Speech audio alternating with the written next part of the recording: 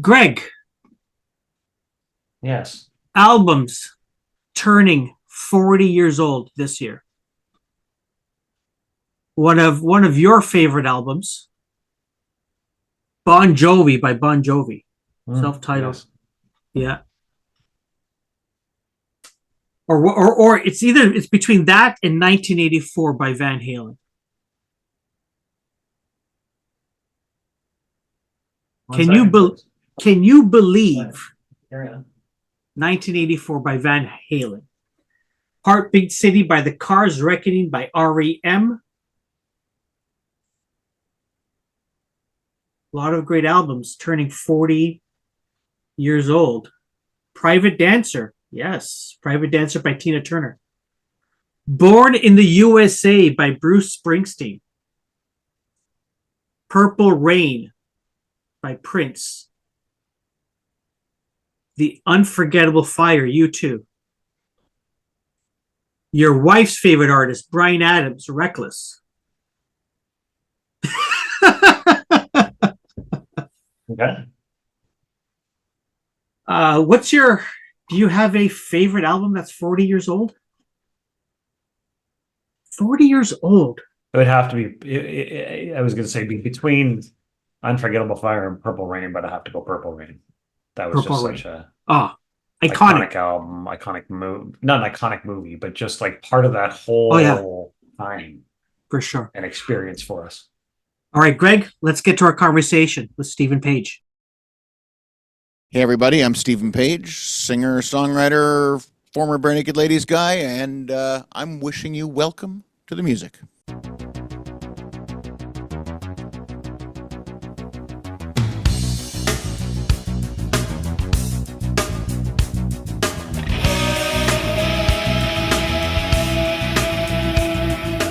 Welcome, Stephen. It's we are so excited to have you on board. It's an honor. It's a privilege. It's everything.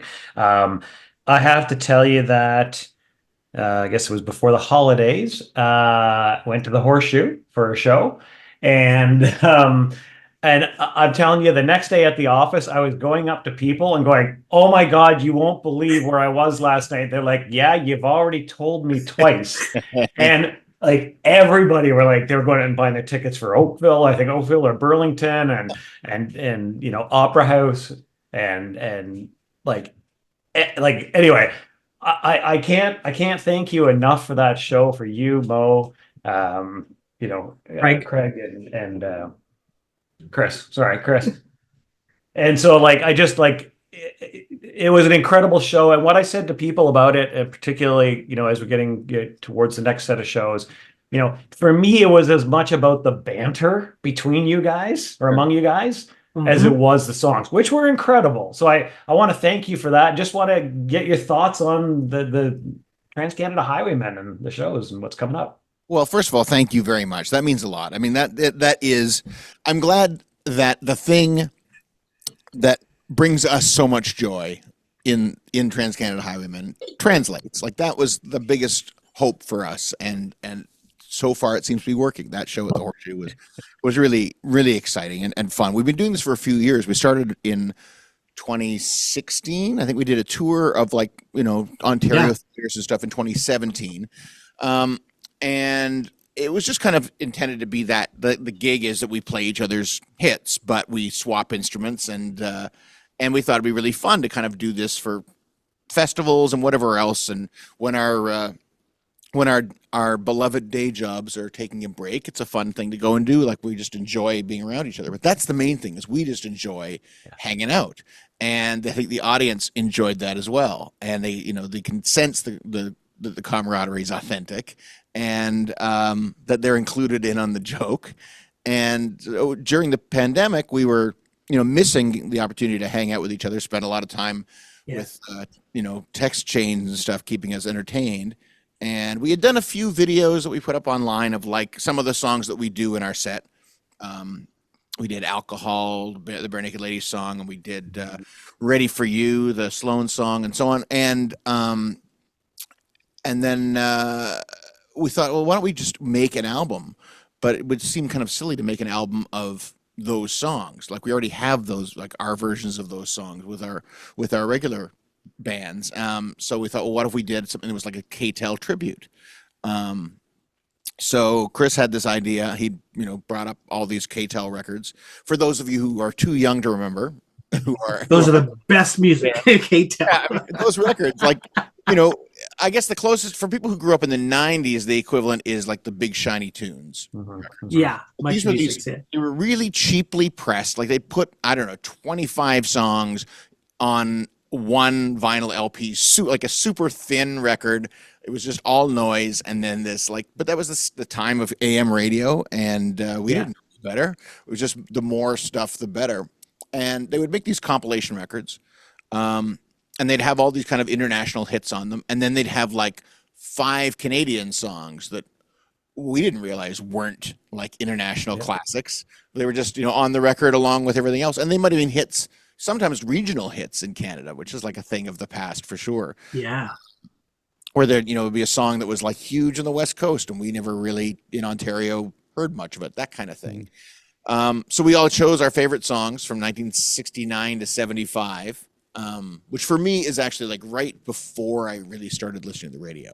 I was 5 in 75. So it was like, the next, if we do another volume, the next volume will be like, that will be my AM radio prime time.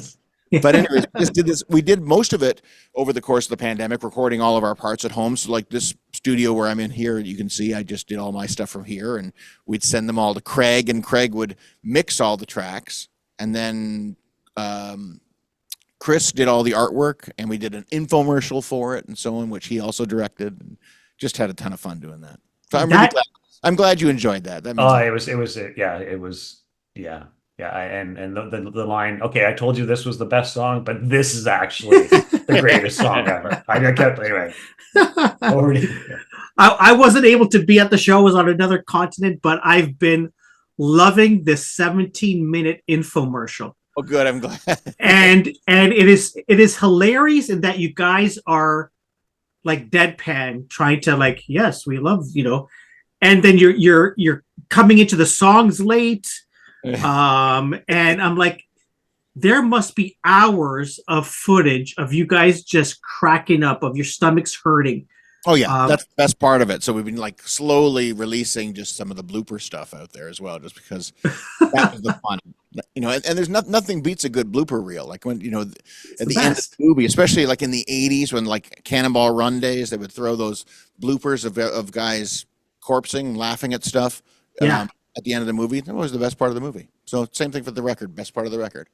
Are there songs that I'm sure there are? There are probably songs that you guys love that will come on volume 2, because I have a recommendation. Yeah, what's up? For a song, Doug and the Slugs, Day by Day. See, I was thinking Doug and the Slugs, Too Bad, but I think I don't know. It's one of those. I think we feel like we kind of have to put Doug and the Slugs on there. It's what the debate is right now is the next record 76 to 80 or 76 to 81. Yeah. There's a big difference in music between 80 and 81 in Canadian music. All of a sudden, it kind of like 81 is the beginning of the kind of new wave era in Canadian music, where 80 is kind of the end of the classic rock. So the kind of the Trooper era, for example. So do we split that up into try and do like volume 2 and volume 3, or do we just not push our luck and try and cram it all in one next record? I don't know. No, let's do a volume 2, 3, 4. As long as many albums as you guys have time for. I think. I will run through the office, tell everybody to go listen and download and buy it. And everything. That'd be awesome. I would appreciate that. Yeah. I think we're talking volume 4 would be great if we could actually get the original singers of the songs that we've covered to cover our songs. So you get like, I don't know, you get okay. Whatever, Burton Cummings singing a Sloan song. But and you guys are his backing band. Exactly, and we're the backing band. But I think I suspect that we may have to act fast as yes. That generation is not getting any younger. Well, none of us are. Although Mo still has the same hair. I know. Mo doesn't age. No, he doesn't. He's a vampire. I'm sure he's a vampire. Yep. Yep. So one of the things, so I grew up as a Scarborough kid, moved out to Durham, but went to Charlottetown. Karim's a Scarborough kid. His sister and myself both went to Scarborough Music Camp, which I know you were a counselor at, if as I understand. Yep, I went there for a bunch of years. So it's entirely possible you were actually FISA's counselor, and back in the day. Maybe. I'm a little bit older than you, so wouldn't it be me? But what I want to talk about is like what impact did Scarborough have on you guys as you were like growing up and getting into the music business? It was huge. I mean, like the thing we didn't understand at the time was how, like, what a special time we grew up in such a special place. I mean, we grew up in a Scarborough that was rapidly changing. You know, when we were young, Scarborough was largely white working class, like Wayne's World, Yeah.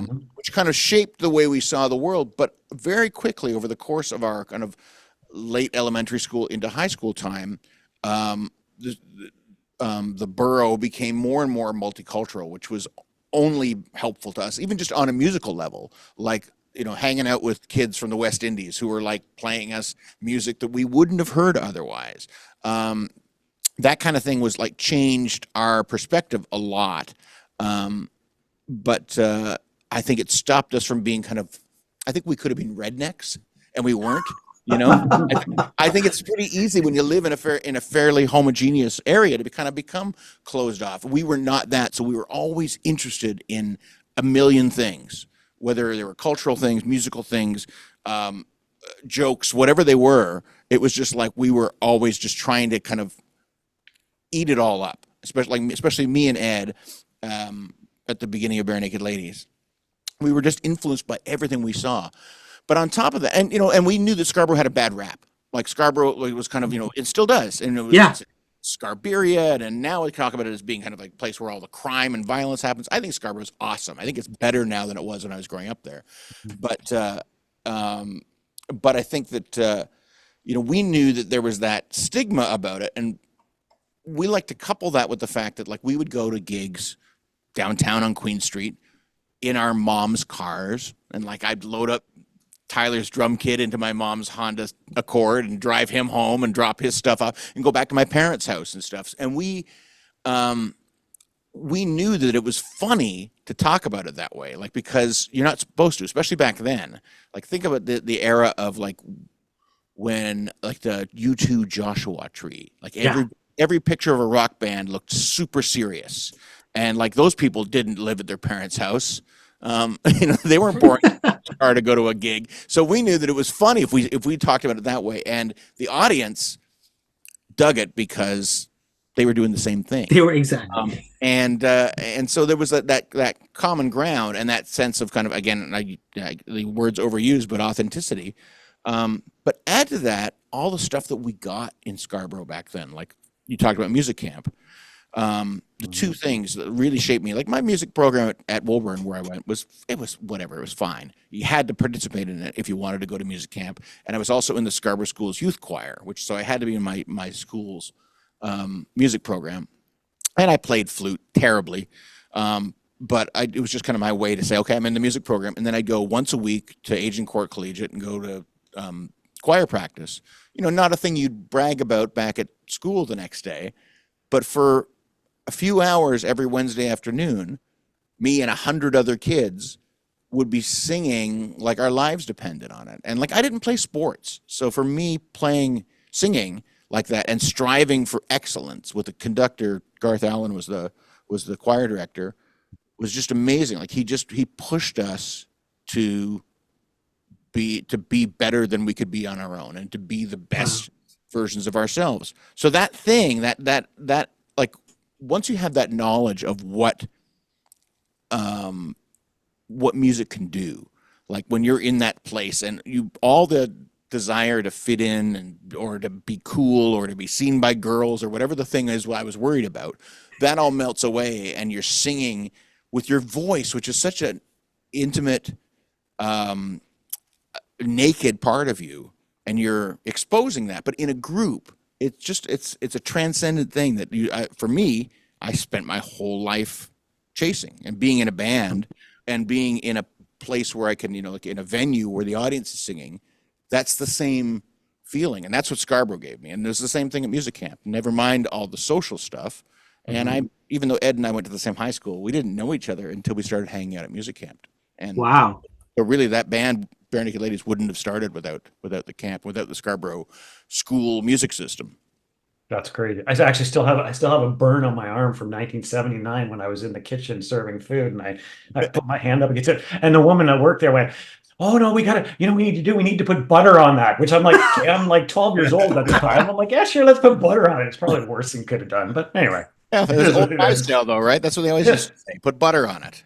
Yeah, exactly. So you talk about like Queen Street and like fast forward to the time of the yellow tape, and like just there's a buzz about you guys, Yuma City. I mean, I think CFNY back before they switched over to the George Michael, that little era in '89. But like they were promoting, that was, and I was a musician at the time too, so I was playing around with Lee's Palace and Shoe and everything else. So it's like there was such a buzz about you guys at that time. It must have been amazing. I'd love for you to just talk about sort of that breakout. Yeah, it was an amazing thing because we played all the time.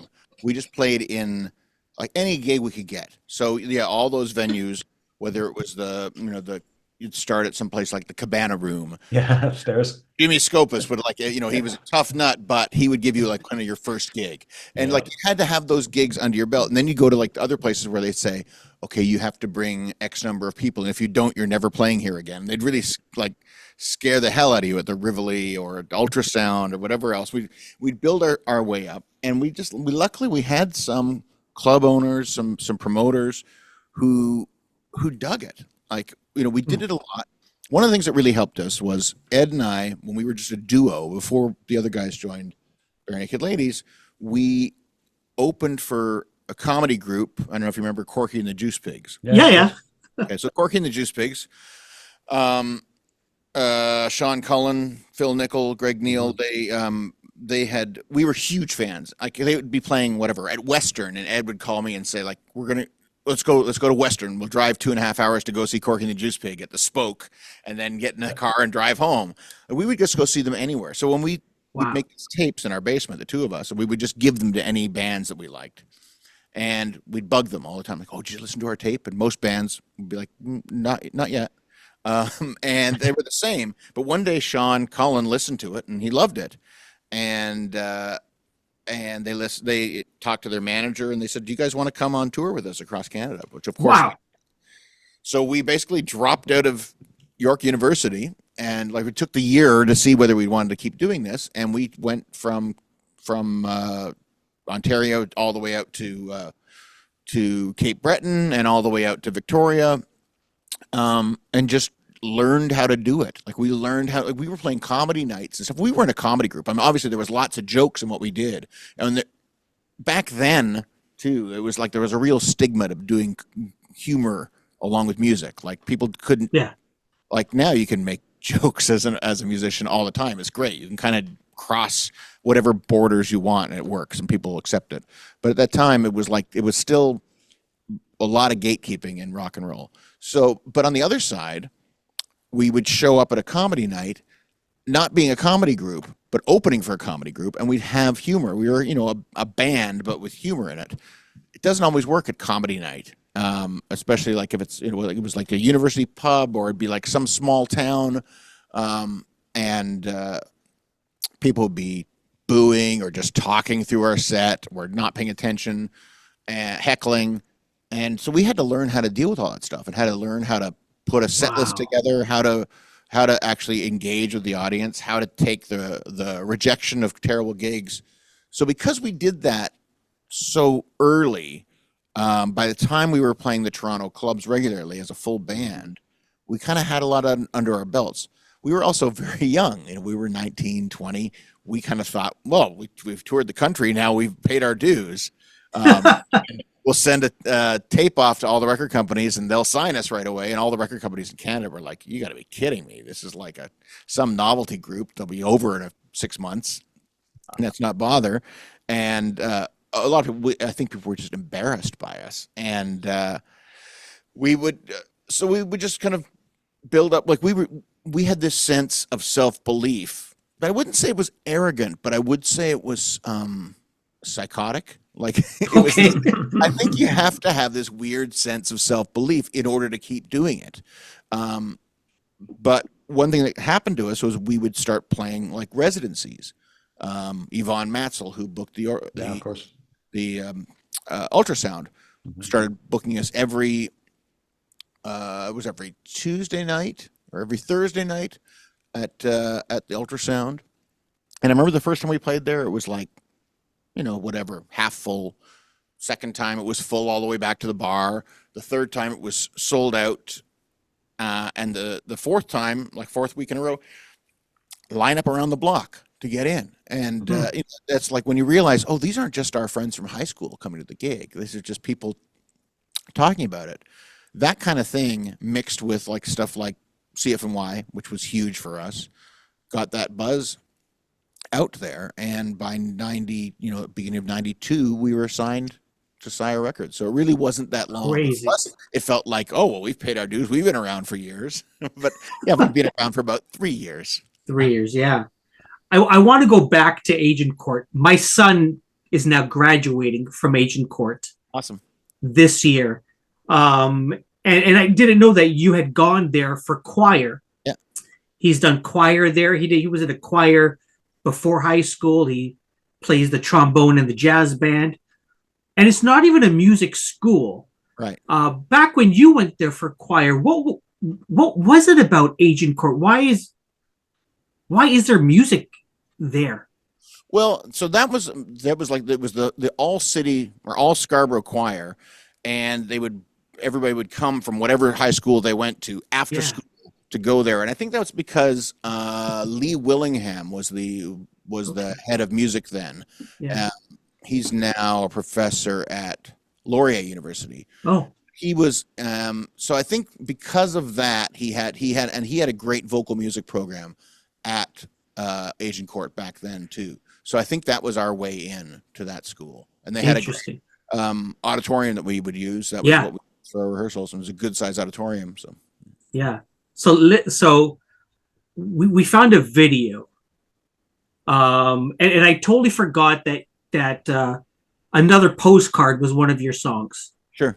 And this is a good segue because it's the second song I ever taught my son how to sing, or just first of the first song was Edelweiss from Sound of Music. Nice.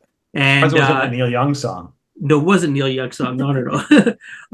And that's how we would put him to sleep, put him to bed, and he would not let us leave until we sang Edelweiss to him. Now, we never got that on tape, but I do have him on tape singing Another Postcard. I need to, let me do a screen share with you here. Hold on a second here. Right. Let's do screen share sound. All right. Let's see. Let me know if you can see. Yep. Yeah. Yeah? Okay, here we go. Here we go. Hopefully the sound comes through. Sing that again. One is for me, and one is for you. Autumn pansies could be in my house. Another? And a posted some pansy. And a posted some pansy. And a posted some pansy. You look in the camera and say bye. And a posted bye.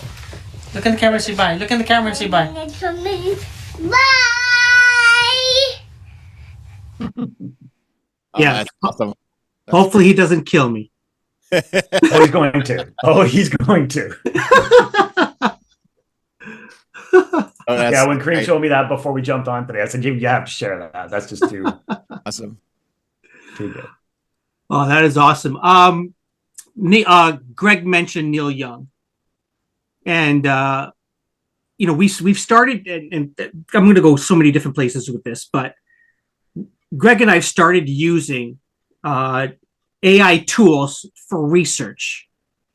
And we have found that some of these AI tools will take, Stephen Page as two separate things and try to connect them. So when I did a search on Stephen Page, and Neil Young came up. And it said that you've collaborated with him, but I couldn't find anything. Well, the closest thing that you would say, we'd never collaborated with him specifically, although he did invite us to play at. He used to do these benefit concerts every year called the Bridge School Benefit. You guys played the Bridge School. We played the Bridge School. So there's actually a couple songs from that out on the streaming services, I think. Okay. But that was amazing. So that was like, we went, and I guess it's a 2-day event. Yeah. But the day before that is just sound check. So all the bands come and do their sound checks, and then after the sound check, they said, "Oh, it's a barbecue at Neil's Ranch," back when he still lived up in the Bay Area. And I just figured, okay, it'll be like some tent set up in the middle, because he had 1,800 acres or something in this near San Jose. So it's like, okay, fine, that'll be fun, but great. We get in the van and drive up. And we drive up to Neil's house, and we're in front of Neil's house, and there's like guys running the barbecue out front, and it's Crazy Horse running the barbecue out front. And there's like Billy Talbot flipping hot dogs. And then he's got the band making food for you. We go in, and we're just hanging out, like we're just loading up our plates around the table. And that show, it was us and Sarah McLachlan, who we were already good friends with. Yeah. Jonathan Richman, who is impossible to have a small talk conversation with, but I'm a huge fan of, so my mind blown. And Fish were on it. Wow. And REM, one of the favorite bands of all time. Yeah. And Neil Young.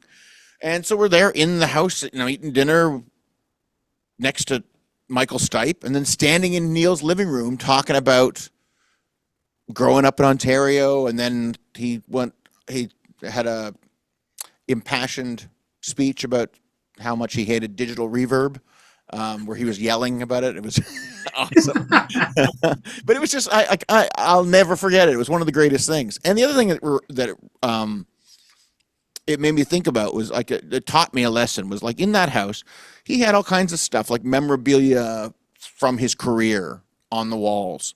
And I used to think, like, because I never had anything of like that said what I'd done. Like, it felt ostentatious. So maybe it's just the Canadian, but then I think, well, he's Canadian, and he's not showing it off. I realize it's not a show off thing. This is his life. He's like, these are his memories. Yeah, and it's like an album. It gave me permission to celebrate things I've done over my career in a way that I think I used to think I wasn't supposed to celebrate, because it would be somehow, I don't know, too self-aggrandizing or something like that. Yeah. It wasn't. It didn't come off as grand from him. It just came out. This is just his house, and it was like house that he built himself, or started by building himself, and it just got built outward and outward and outward, and it was amazing. So then a bunch of years later, we did another show with him on Vancouver Island, an environmental benefit. It was him, it was Randy Bachman and us and Neil, and that was, of course, awesome as always. So it was always just, by that point, like, he knew us, and I guess even when he invited us on the Bridge School, I think his daughter was a fan at the time, so that's why on that show. But I remember years later being at Live 8, which they had up in at Molson Park in Barrie. Mm-hmm. And I was getting ready to walk into the catering tent to get some lunch, and I hear behind me, "Hey, Steve!" And I look, and it's Neil Young, and he goes, "Got a joke for you." He says, "I thought this was called Live Bait because it was in Barrie, but it's Live 8." Not that funny a joke, but I know this guy. He's a joker. He's gonna like this joke, and he's laughing away. I was like, I just couldn't think. Neil Young knows my name. That's what it was. He saw me. He's like, "Hey, Steve." That's awesome. The closest we got to collaborating was we all were on stage singing "Rockin' in the Free World" at the end of the whole. All right. So it was like, Neil Young, and I think Dan Aykroyd was there, and Yeah, I remember that. Yeah. Coburn, and The Hip, and us, and it was pretty awesome. But Nice. yeah, I mean, I've had those connections with Neil, and I mean, he is one of Nice. my all-time favorite artists, and I think so inspirational because he's always done whatever the hell he wants. Like, he's Yes. the king of that. He's shown that you can be weird, and you can be mainstream, and you can stick to your guns, and you can make a life and a career for yourself. Yeah. I love his music. I love watching him singing, watching and listening to him play live, and I would do that anytime. I've been lucky Nice. enough to see him a whole bunch of other times. I will tell you one other Neil Young story since we're here. Yes. Please. In 1996, and actually I've seen this poster on people have been posting it on Facebook lately on various groups, nothing to do with me, but just like because it's this festival in England in 1996 had this insane lineup, which we didn't quite realize was as insane as you look at it now and you're like, what was going on? Because in 96 there was no Glastonbury that year. They took a year off, so there were even more acts going to play. So this, I think on the Saturday night they had David Bowie. On the Thursday night they had the Sex Pistols reunion, and on the night we were on, the headliner was Neil Young and Crazy Horse, but before that was earlier in the day Alanis Morissette was on. When she had Taylor Hawkins was her drummer back then. Yeah. Foo Fighters were on before Alanis. Oh.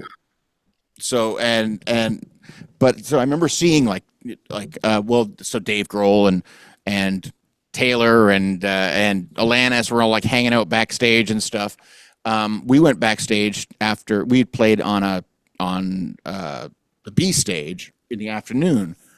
And we said, let's go. We knew Alanis from home. We said, let's go backstage and at the main stage and see if we can say hi to Alanis. So we did. We went back there and we're talking to her, and there's Foo Fighters guys and her band, and Wayne Coyne from the Flaming Lips is standing there.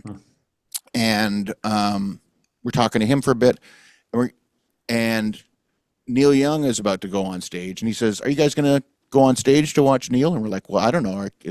Are we allowed to?" And he said, "Well, Elliot Roberts, Neil's manager, said I can." And we're like, "Well, mind if we try and get on stage with you?" And he goes, "Well, you can always try." So we watched Neil and Crazy Horse walk up the ramp to go onto the stage, and Elliot's there letting them, go on. And we walk up right behind them, and he waves Wayne through, and he goes, whoa, who are you guys? And we said, we're this band, Barenaked Ladies from Canada. We thought the Canada thing would help. It didn't. But he goes, "Oh, your band? Go ahead." All right. So we go up there, and stage left is packed with people. And security goes, "No, it's too busy. Go to the other side." So we walk over to the other side of the stage right. Me, Tyler from BNL, and Wayne Coyne walk in, and they let us in, and they cordon it off behind us. And we look around, and we're watching Neil Young and Crazy Horse on stage right, and it's just the three of us and Paul and Linda McCartney and the kids. Wow. That's it. Like, Wow. we're there by mistake. But it was so watch the entire set with the McCartney family, who were awesome. Like, so nice. This was not long before Linda passed away. She was sick, but they were passing a flask around the family and stuff, and they'd pass it over to us. And Neil would play like a bum note on the guitar, and Paul would come over and elbow me in the ribs and laugh at it or something, and talk to the kids a lot. And I remember he's singing Heart of Gold, solo acoustic in front of like 60,000 people, and the whole audience is singing. And Stella McCartney turns to me and says, "Oh, this is one of those nights I'm going to remember for the rest of my life." And I thought, "You're going to remember this. You do this all the time." This is a regular Saturday night. Yep. But it was amazing. I had actually seen them drive up, which I thought was like so. I mean, McCartney is my guy. Like, there's nobody bigger for me. I watched him drive up into the backstage, like not with security, not with another driver. Like, he just pulled up in his station wagon, with the family and parked backstage. So I knew he was there, but I still didn't expect that we were going to be watching the show with him. Wow. Yeah, That's amazing. Pretty That's amazing. Yeah. Wow. One of the collaborations that I did want to ask you about, and Karim's actually afraid of the day he hopefully gets to meet Neil Young, because he's always making a comment, for you never want to meet your heroes. Yeah. I like, as a huge Duran fan and a guy who back in the early 80s was playing, Planet Earth at my high school auditorium kind of thing, in front of the school, and just geeking out over it. Like, I'm obviously a big fan of Stephen Duffy's as well. Sure. What was it like working with Stephen?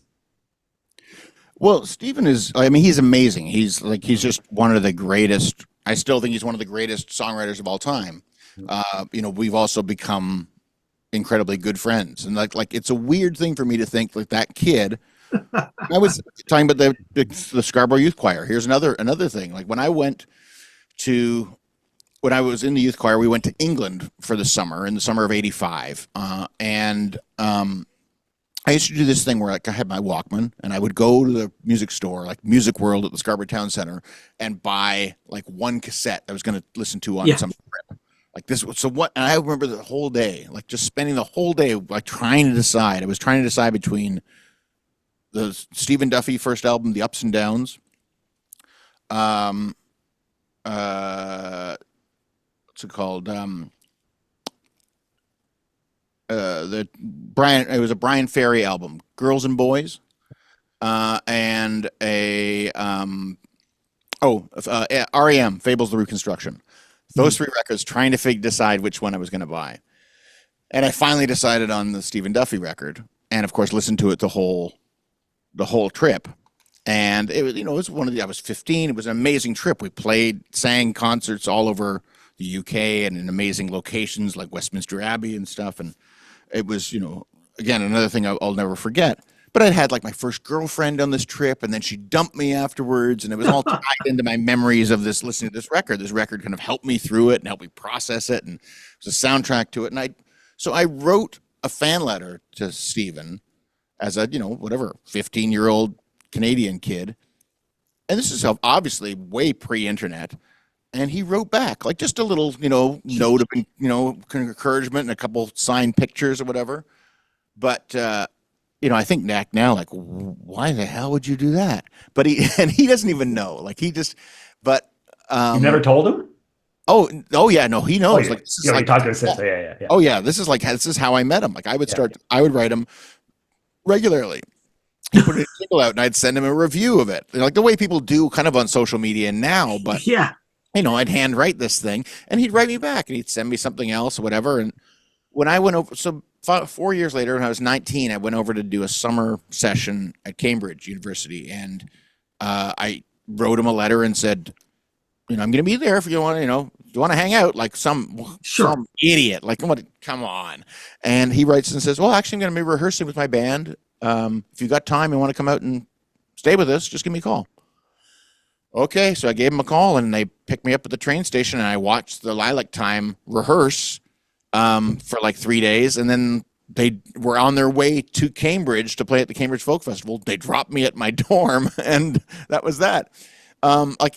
So weird. Then fast forward another 3 or 4 years, and I was playing at the Bottom Line in New York City, and Stephen was in New York, and he came by at soundcheck. So we went out for dinner, and at this point, Gordon had been huge in Canada. We hadn't cracked it in the U.S. yet, but we were working hard. And he said, "Well, do you want to write some songs?" Wow. Yeah, I mean, I don't know, how does this happen? So he came up to Toronto at the end of that tour, the end of '93. He came to Toronto for what was supposed to be 2 weeks, and ended up staying for 6 weeks. And we wrote a good part of what became the second Barenaked Ladies record. But we've just been, very close friends ever since, and been through all the, as the album title calls it, all the ups and downs. And we're working on a new record together now. It's actually Balls of Mine. I have we did the Vanity Project record together that came out in 2005. So 20th anniversary of the Vanity Project, we'll do part 2. Awesome. Nice. Beautiful. That is awesome. We went on Facebook and we sourced some questions. Yep. And a bunch came in, but I really want to ask you this one. So this one comes in from Connie Crosby, and I'll just read her note here.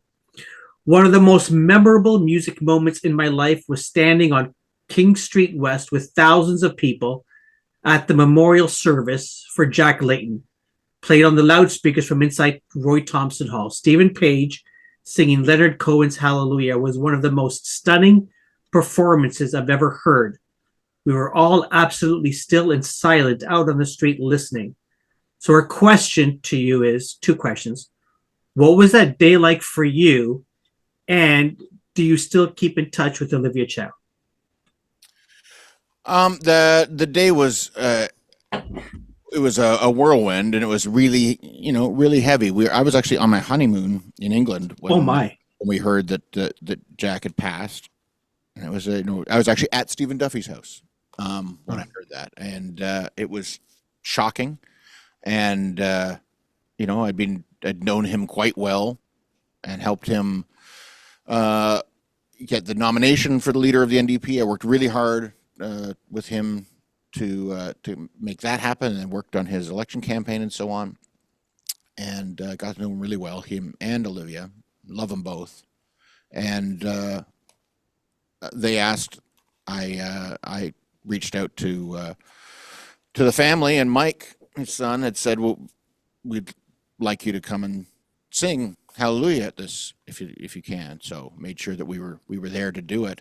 And I guess they had, before he had even passed, made the plans of what he had wanted to be. So that was at his request, which was, that's a lot of like pressure. And I stood there next to the casket on the stage at Roy Thompson, and looking out at the audience at not only all the living prime ministers who were there and so on, and the leaders of opposition and everything else, and all these other dignitaries, but the family, and singing this song was that was a big deal, and I was really honored to be asked to do it. So I'm glad that that left a lasting impact for people.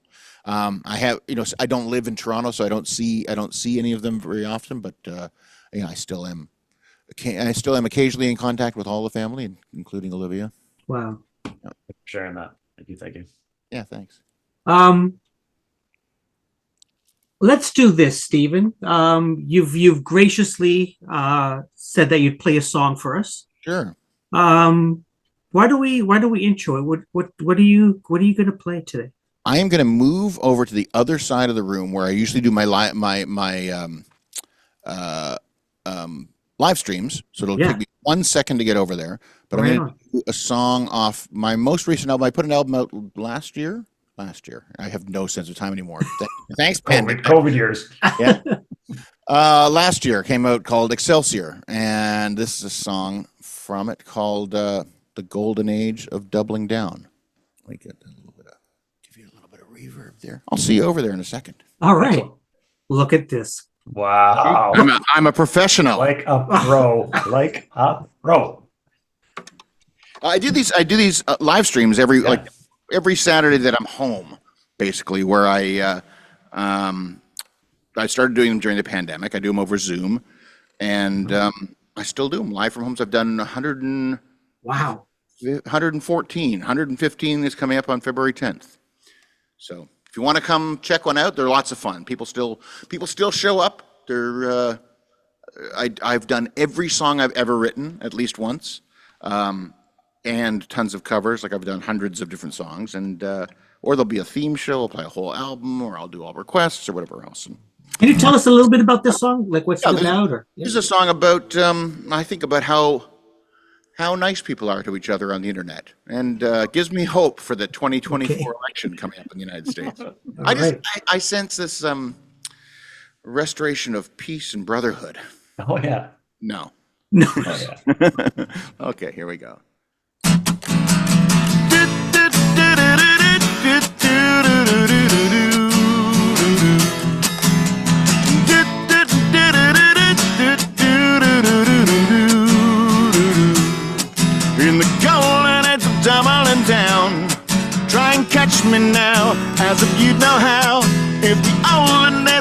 coming back around.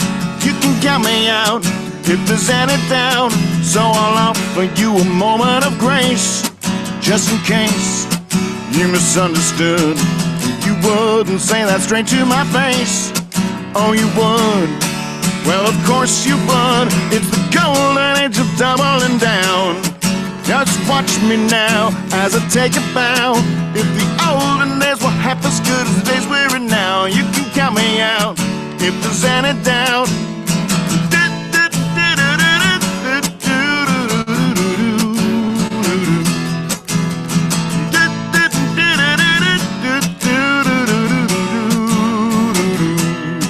In the golden age of doubling down, we're in crazy town, run by circus clowns. And if somebody suggests we take the temperature down, well, without a doubt, they'll be ushered out. You just speak the truth that needs to be told. You're so bold, you're a 10-year-old. When the cruelty is the point, I can tell. This is hell, this is actual hell. I woke up early from a wonderful dream, refreshed and energized by what I had seen. When the voice of God spoke, it was totally woke. The internet exploded in a puff of white smoke.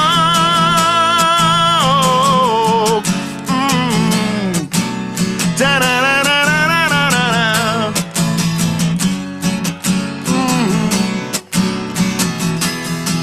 In the golden age of doubling down, and you're wondering how we could be here now. In the olden days, they got so good at pushing folks around that they're freaking out, acting so devout. Though I thought there might be some disconnect, I suspect I was incorrect. And if you can't say anything nice, my advice is to say it twice. Oh, in the golden age of doubling down, though I don't know how we survived till now.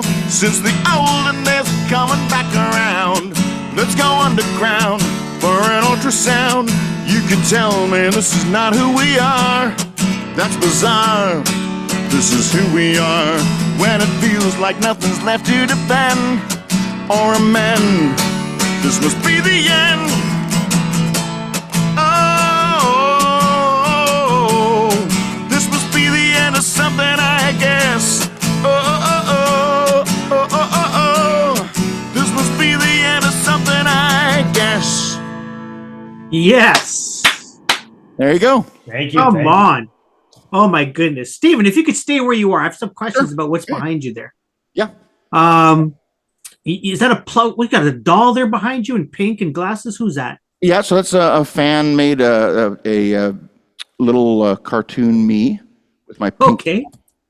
And there's a little dancing steak.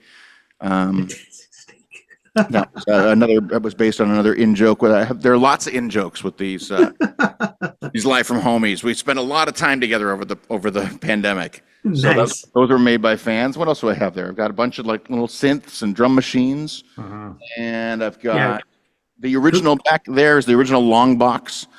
You know, remember CD long boxes? Yeah. The original long box for Barenaked Ladies Gordon. Really? With the CD still in it. Do you have a copy of the yellow cassette? I do. Yeah. Okay. So there. I was just wondering whether you would have that. I should put it up there. Yeah, I do. I think I have one of everything. Yeah. Nice. Awesome. Thank you for that song, man. That is fantastic. You want to get back to your? I'm back over there. Yeah. Okay. Look at that. Gregg, can you make that happen? Can we have like multiple cameras? I'm not that good, man. Oh, all right. I'm not that good. Here we are. That was fantastic. Stephen, thank you so much. My pleasure. You've played all over the world, on your own, with Barenaked Ladies, with other people. We have a segment called Lost Venues. These are venues that don't exist anymore. But you've got a story. It could be a horror story. It could be a funny story. It could be a sad story. Wondering, Stephen, if you have a story from a lost venue. I have to think about that because I think there are plenty of plenty of lost venues with stories. Like, for instance, I was talking about that the Bottom Line where Stephen Duffy and I met up in New York. That's a great lost venue. Although it was a great venue, a legendary venue. You know, and there are lots of famous shows from there. Famous show where Rockpile played, and Keith Richards came up and played with them. And there's famous. Let's see. Oh, some of the Billy Joel songs in the Attic songs were recorded at Bottom Line. Wow. Lou Reed, Take No Prisoners live, recorded there. But it's just like a small venue. Yeah. You know, a couple hundred seats, seated, like little cabaret kind of tables and stuff. But it was one of these places where, like, they paid you terribly. You had to do 2 full shows in a night, and you didn't get any drinks, like not even pop, no drinks, and no towels. They had water, and you had to bring your own. So we had to bring our own towels, and then pay for pop even if we wanted. It was just so cheap. And yeah, it was like you had to do a show at 7 and another show at 11 or something like that. But it was always like, why is this place legendary? But the guy who ran it, Alan Pepper, was actually really nice to us, and he actually did take us out of the clubs in New York and did our first presented our first theater show at the Town Hall in New York City. So I can't say all bad things about it, but it's one of those ones where it's like, God, just treat your artists a little bit nicer, a little bit more like human beings, and everything will just go great. But that was, you know, that's the way that lots of those venues are. The Bottom Line. Bottom Line, but it was a classic, and it's gone. R.I.P. So many good venues that are gone though. Yeah. You know, Toronto was full of dead venues. Toronto was like, there's so many places that, you know, for us, you know, the formative one was what I talked about before, was the ultrasound upstairs from X-rays. Yeah. That was hugely important to us, and you know, and gone. And yeah, here's another one. I remember a really bad gig at Ontario Place. Not Ontario Place Forum though, because Ontario Place Forum was awesome and I loved it. But in the spirit of Ontario Place being entirely gone now, and it's as sad as that is, I remember playing at there was a bar at Ontario Place, and the guy told us that we would never make it because we didn't sell enough beer. What? And, yeah. And I took that as a person. I was like, you know, I'm going to make sure I never sell beer. And I think we licensed a song to a Coors. We will never sell beer ever. It was one of those ones. Like after that, I was like, they have Molson Canadian Rocks. You always going? And I'd be like, no, I'm not doing a Molson Canadian Rock show. Some guy who was a manager of a bar at Ontario Place said we'll never make it because we don't support her. Sometimes you just don't need to take stuff so personally. Yeah, well, you can be like that. That's good. One of the questions I'd love to ask before we finish up is, what are you listening to lately? What's in your ear pods, earbuds, whatever you happen to listen to, headphones, that people should be checking out? New, old, doesn't matter. Just what you listen to lately. I'm really bad with new stuff, and I think a lot of people are as they get older. And I always admire people my age or older who are like still like just actively seeking out new artists. I should, you know, I do. Sometimes I do. But right now, I will tell you that my comfort music has been the entire catalog of the Four Seasons. For some reason. It's not a band I grew up with. Like, I mean, I grew up with in the sense like that music was around. Yeah. But it was never like, oh, that's my band. Those are my guys. It's not like, you know, I would have felt that way about the Beatles. You know, if you said the Bee Gees, I would, yes, sure. You said the Zombies, I would say, yes, sure. But something in the last, I don't know, 10 years or so, I've just decided like I love the Four Seasons. I mean, yeah, I saw Jersey Boys. I saw it a couple times. I liked it a lot. Harmonies? What is it? It's the personality. I mean, and I've always loved that. It's always made me laugh. There's an element of, for me, of like it makes me laugh. Like the kind of the stereotypical Sopranos style mobsters. Like they're, you know, the Sopranos guys you could assign to one of the Four Seasons. But the songs are fantastic. The arrangements are, to me, are so exciting. You know, everything from the drumming to the sound of the orchestra to whatever else. Like, it's just, I just think they are, you know, there's lots of duds, but I love duds too. And I think one of the things is during the pandemic, I spent a lot of time listening to to Northern Soul stuff. So Northern Soul being kind of like, mostly stuff that didn't make it in North America. R&B records, kind of either lesser known Motown stuff or other labels records but had this kind of second life in the 70s and in the UK. And that stuff kind of became the soundtrack of like what I was listening to all the time in the pandemic. And I think that just meant that some of, like, for instance, my Spotify started just feeding me more stuff from the 60s and early 70s. And that's, some of that stuff would come in and I go like, I love this. And it's kind of my comfort food now. That's great. That great. Is awesome. Well, we appreciate you coming on before Karim wraps it up. So we've now had Mo on, we've had Craig on, we've had yourself on. We need would you call it a quadfecta? We need to get Chris on before the shows in the spring. That way we can nail the quadfecta of the That'd be great. Canada Highwaymen. Yep. We will reach out. Well, Greg, when is that show we're going to? It's Easter weekend, isn't it? Easter Saturday, I think. Is that right? What is that? Yeah, I believe so. Yes, you're right. It is Easter. It is Easter Saturday. Yeah. All right. Well, we'll celebrate the Christ, the baby Jesus. Yeah, you got it. March 30th. March 30th is what that is. March 30th. Is that right? Trans Cañada Highwaymen at where's the gig at? Opera House. That's at the Opera House. At the Opera House. But we're all over Canada. That's true. But in March, a bunch of shows in Western Canada, and then in April, I think we're doing stuff in Ontario, and then back in the summer, hopefully, and then more stuff in the fall. So just keep your eyes open. Nice. TransCanadaHighwaymen.ca. You got it. For the 17-minute TV show / commercial. Yep. That is a time well spent on the internet. And StephenPage.com for more Stephen Page goodness. And can people go there for your at-home shows as well? Yeah, so if you just scroll down, it's about a third of the way down the page. You can buy tickets for Live from Home. Yep. That is awesome. Stephen, thank you so much for your time. This has been a joy for us, and looking forward to seeing you play this spring. Well, thanks, guys. I really enjoyed talking to you. Take care. Thanks for having me on. Bye-bye. That was our guest, Stephen Page. That was fun. That was fun. That was a lot of fun. Great chat. Hope you had as good of a time as I did. Yeah. No, that was great. And he still has his charm, that voice. Oh. It's still there. Yeah. Brilliant. That is fantastic. So again, that show is March 30th at the Opera House, transcanadahighwaymen.ca.